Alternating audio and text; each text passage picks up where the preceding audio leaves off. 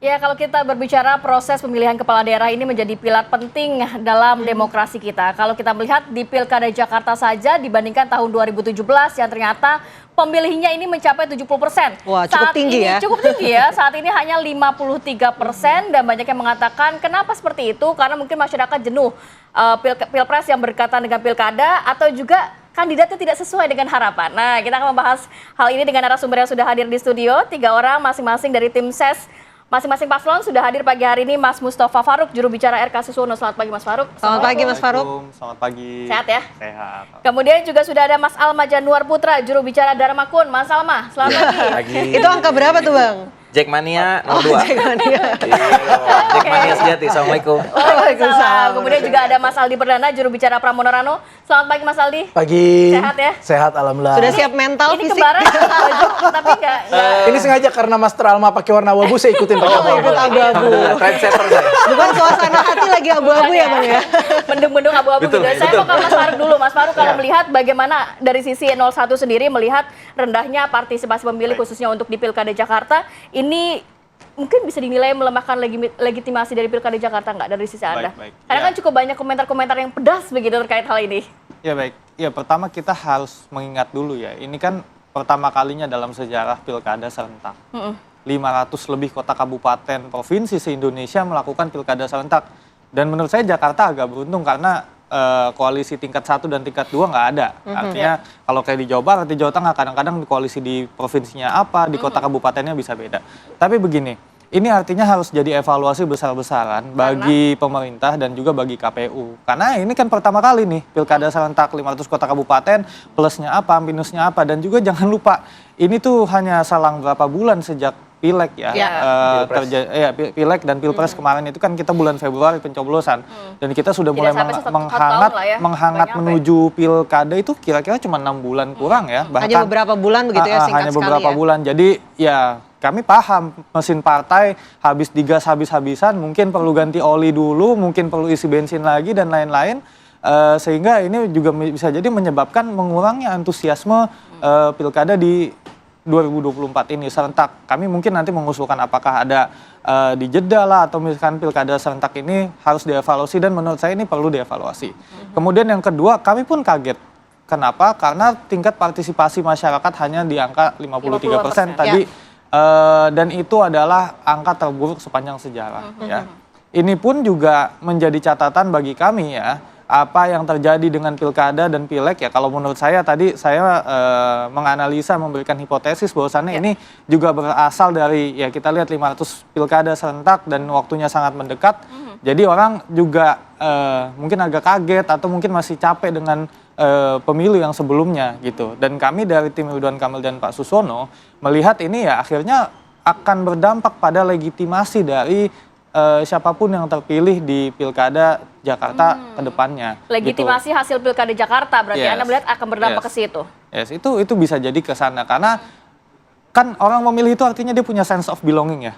Ketika yang milih itu tinggi, itu banyak yang memiliki sense of belonging terhadap si gubernur yang terpilih ini. Maka sangatlah logis apabila pemilih ini banyak ya dan semua orang itu memiliki sense of belonging terhadap gubernur yang terpilih. Bagi saya ini akan menjadi PR besar ya menurut kami bagi siapapun yang terpilih nanti untuk meningkatkan tingkat kepercayaan publik dari setiap paslon yang terpilih. Dan saya nggak ngomong di Jakarta doang, mungkin ini terjadi di beberapa kota kabupaten provinsi lainnya. Oke, seperti itu. Baik, itu dari 01. Saya mau dengar dari 02. Mungkinkah sama sejalan? 02 kami menemukan banyak sekali keganjilan-keganjilan Kak di lapangan Kak. Jadi Bawaslu tolonglah, namanya masih tetap Badan Pengawas Pemilu ya, jangan Badan Pengawas lupa tugas bisa gitu ya. dilaporkan dari 02 ke Bawaslu. Iya, makanya Kak, banyak udah dilaporin banyak. Sudah gitu. dilaporkan. Iya, udah dilaporkan banyak. Jadi kayak warga di Jakarta Timur ya tidak bisa tidak ada undangan, nggak bisa milih. Terus saksi kami tidak boleh jadi saksi di lapangan banyak banget Kak. Terus surat suara yang dicoblos sendiri ya, baik itu ya yang jelas bukan 02 yang dicoblos lah gitu ya. Jadi tahu sendiri masyarakat gitu. Jadi ini harus dibenahi Kak dan Bawaslu tolong bergerak deh karena jelas banget ya, jangankan penyelenggaraan kacau seperti ini ya, ada money politik satu aja harus ditindak gitu ya. Dan kita kasih lihat nih ada pasalnya nih, pasal 187A ayat 1 dan ayat 2 Undang-Undang 10 tahun 2016. Come on, Bawaslu Anda punya taji. Anda buktikan taji Anda itu dan sikat, mau itu KPU-nya yang bermasalah penyelenggaranya, mau itu dari 01, 02, 03. Kalau di antara kami banyak melakukan kecurangan di lapangan, ayo come on. Ya, let's do it again gitu kan. Kita sampai ke persidangan, sampai ke disidik, nggak ada masalah gitu. Oke. Memang belum terlihat begitu Bawaslu bergerak sejauh Belum ini? lah. Oke. Sembako masif, serangan fajar masif. Sampai murid saya ya, mahasiswa saya itu nerima minimal tuh 150.000 satu amplop. Ya, dari, mohon maaf nih, dari salah satu ini pokoknya gitu kan. Ya udah to the point aja, kalau kita nggak punya duit, kita nggak pernah ngasih gitu. Yang Tapi itu kan sebenarnya ada prosedurnya juga Mas Alma kan Jangan bisa begitu melaporkan juga, ke Bawaslu udah. dan akan diproses di Bawaslu begitu ya. Ada penemuannya, ada tasnya lagi. Tas Oke. sembako tuh ada gambarnya gitu kan, minyak ada gambarnya. Tapi Oke. begini Mas Alma, Iya.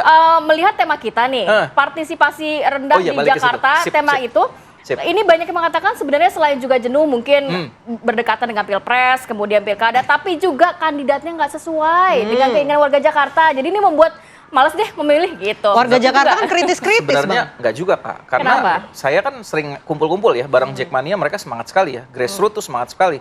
Apalagi saat Pak Anies ya udah mulai gerak gitu ya, itu gerakan gercos itu kan lama-lama hilang tuh, Kak.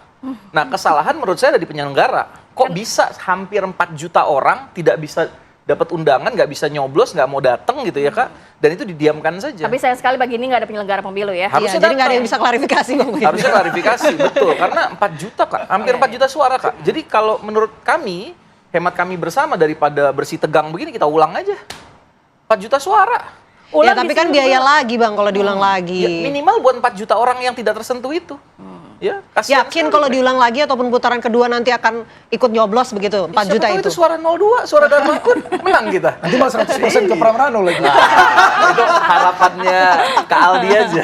Ya, yang jelas, Kak, kita harus ada keadilan buat warga kita yang dia harusnya hadir, tapi dia malu, Kak. Jadi gini, Kak, jadi banyak orang-orang di kampung itu, Kak, dia kalau nggak dapat surat dari TPS, Undangan dari nggak dapat TPS, undangan, dia malu, Kak. Akhirnya ya udahlah abstain. Nah ini kegagalan besar bagi penyelenggara pemilu. Dan nggak ada alasan lah, abis pilpres, abis pileg, nggak bisa alasan kayak gitu karena ada rentang waktu yang cukup panjang. Dan menurut hemat kami daripada jadi polemik, daripada nggak absah, ya nggak bakal dapat legitimasi dari masyarakat, ya mendingan diulang. Oke. Diulang. Kalau dari sisi 03, nah tadi kan dikatakan oleh Mas Faruk bahwa sebenarnya ini juga bisa melemahkan legitimasi hasil Pilkada Jakarta di mana masih mengunggulkan 03 nih. Gimana? Kalau kita lihat ya, dan sebenarnya ini tidak bisa melemahkan hasil legitimasi. Karena kalau kita berkaca aja dari negara maju seperti Amerika aja, sepengetahuan saya, mungkin bisa dicek juga, bahwa partisipan politiknya itu tidak pernah melebihi dari 50%. Itu yang pertama. Ya. Terus yang kedua, bahwa kita harus melihat juga di Indonesia ini bukan hanya di Jakarta doang. Kita lihat seperti kayak di Sumatera Utara, itu kalau nggak salah angka golputnya bahkan nyampe 50%. Terus habis itu di Banten, di Jawa Barat, Jawa Tengah itu 38 komaan juga. Berarti ini terjadi penurunan atau peningkatan angka golput di seluruh Indonesia. Faktornya apa? Mungkin pertama, masyarakat Indonesia jenuh terhadap politik. Kenapa? Karena kita mencoba untuk datang ke TPS, kita menyuarakan, kita menggunakan hak pilih kita, tapi ujung-ujungnya selalu ada cawe-cawe untuk menggunakan kekuatan-kekuatan dari kiri kanan untuk memenangkan salah satu pihak. Yeah. Dan itu mungkin yang akhirnya meningkatkan suara golput. Trust isu gitu maksudnya? Ya bisa Trust jadi isu. trust isu. Nah alhamdulillah ya di Jakarta muncullah tokoh baru Mas Pram dan Bang Dul ini yang akhirnya bisa, mungkin kalau misalnya nggak ada Mas Pram Bang Dul ya, mungkin ya, mohon maaf nih, bisa jadi mungkin angkanya bisa lebih tinggi lagi. Karena maaf ya, kayak saya mengambil klaimnya dari Bang RK, dari Kang Emil. Kang Emil itu ketika awal beliau mencalonkan sebagai calon gubernur, dia men-state bahwa target kita menang 50%. Tapi jarak kita pinginnya jauh lah, nggak mau tipis-tipis 58%. Dengan PD-nya ya, dengan followers beliau yang 21 juta di Instagram ya, dengan popularitas beliau yang tinggi start ya, tapi kenapa bisa menurun jauh? Berarti kan di situ ada kejenuhan masyarakat Jakarta mungkin yang melihat kilas balik rekam jejak. Sebenarnya di situ. Nah, lalu sebenarnya imbas baliknya ke kami, ke Pramrano yang dimana orang tidak mengenal memulai start dengan 0,1%, berakhir landingnya dengan 50,07%. Ya. Data dari C1 fakta ya ini. Sementara walaupun kami tetap menunggu hasil dari KPU di Jakarta nantinya. Tapi berarti di sini kan ada apa ya? ada tingkat kejenuhan yang dimana tapi muncul juga harapan. Walaupun harapan ini kan kami hanya diberikan waktu hanya dengan waktu 2 bulan. 2 bulan saja untuk Iya, kampanye hanya dengan ya. waktu 2 bulan kita memperkenalkan Mas Pram yang tidak pernah ada nih sebenarnya di kontestasi politik ibaratnya di sini. Nah, berarti kan di sini ya kalau saya melihat bahwa turunnya angka partisipan politik ini berarti karena kejenuhan, karena cawe-cawe politik, tapi di sisi lain pun juga masyarakat akhirnya punya harapan dengan beberapa tokoh baru. Dan harus diperhatikan bahwa ini tidak terjadi di Jakarta Jadi doang. nggak perlu di pemungutan suara ulang? Oh, sangat tidak perlu dong, karena itu tidak mengganggu legitimasi. Dan satu lagi, biaya mahal. Ya kan katanya apa Pak Darmakun nggak punya uang, ya kan ini politik mahal. Ibaratnya ntar kalau 2 putaran ntar makin pusing Bang. Ya kalau terus-terusan namanya komedi putar dong, bukan pilkada namanya. Oke, kalau 03 nggak mau pemilihan ulang. Ini 2 lawan 1 ya sejauh ini. Oke. 3 lawan rakyat. Oh, 3 lawan rakyat. Lawan rakyat. Oke, baik, masih kita akan lanjutkan perbincangan kita usai jeda pemirsa. Tetap bersama kami di Apa Kabar Indonesia Pagi.